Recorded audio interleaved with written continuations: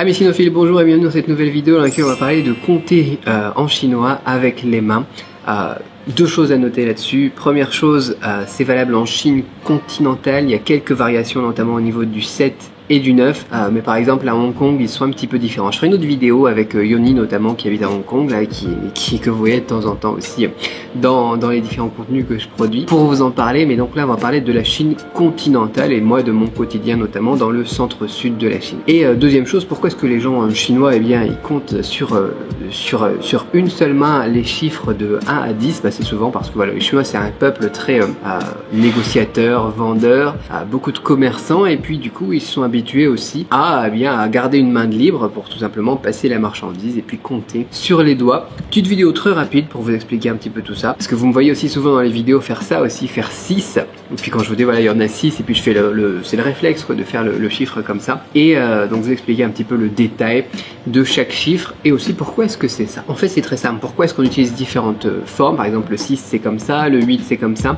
reprend très souvent la forme écrite du caractère. Par exemple le caractère 8, eh bien il ressemble à ça, avec un trait comme ça, un trait comme ça. Le caractère 6 c'est pareil, vous avez un point, un trait, et ensuite vous avez les deux ifyeina qui partent sur les côtés, les traits jetés vers la gauche, pardon, traits jetés vers la droite qui partent sur les côtés. D'accord, le 7 c'est pareil, on peut retrouver un petit peu la forme du 7 comme ça. Donc je vais vous l'expliquer maintenant très rapidement, les différents chiffres pour que vous puissiez les apprendre, les visualiser, que ça vous étonne pas quand on vous montre ces chiffres ici, que vous êtes par exemple en Chine en train de demander un truc. C'est très utile aussi pour les personnes qui sont dans le sud de la Chine comme moi, qui ont des difficultés à entendre les différences, les Chinois eux-mêmes, entre le chiffre 4 par exemple et le chiffre 10. Et donc le 4, souvent ça sera comme ça, et le 10 on le fait soit comme ça, soit comme ça. C'est encore une fois le caractère ici 10, et du coup il n'y a plus d'erreur possible. Donc une autre utilité aussi de savoir faire les chiffres avec les mains. Si vous faites pas bien les tons par exemple, et comme la prononciation du S et du SH sont très proches, ça pourrait porter à confusion. En le voyant comme ça, il n'y a pas d'erreur possible, c'est 4. Donc le 1 c'est comme ça, 1, 2, 3, 4, 5. Jusque là c'est facile. Et là où ça se complexifie maintenant, parce qu'on ne peut pas faire plus que 5 avec 5 doigts, 6, d'accord, encore une fois c'est le caractère 6, 7, 8, encore une fois c'est le caractère 8, 9, le 9, qui ressemble un petit peu au chiffre 9 en chiffre arabe ici, et 10. 10, on croise. On essaie de faire une croix en fait. L'idée c'est de faire le chiffre 10 comme ça, qui est une croix au final en chinois. Sauf que c'est un petit peu difficile de la faire vraiment comment ça s'appelle, très droite avec des doigts. Donc on croise tout simplement les doigts.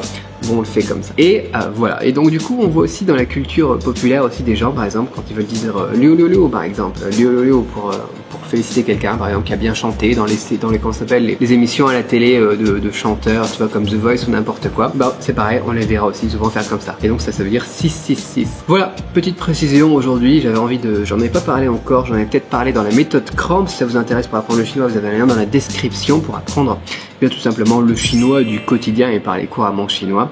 Mais je ne pense pas que j'en avais encore fait une vidéo sur YouTube. Maintenant c'est chose faite, vous les connaissez et en plus vous comprenez comment les reconnaître et à quoi ça sert. 1, 2, 3, 4, 5, 6, 7, 8, 9 et 10. Dites-moi si vous, dans votre région, si vous êtes allé dans d'autres endroits en Chine ou n'importe quoi, dans les commentaires, si vous avez eu d'autres variantes. Je sais qu'à Hong Kong, en tout cas, c'est très différent, et parfois, voilà, on a des différences aussi au niveau du 7 et du 9.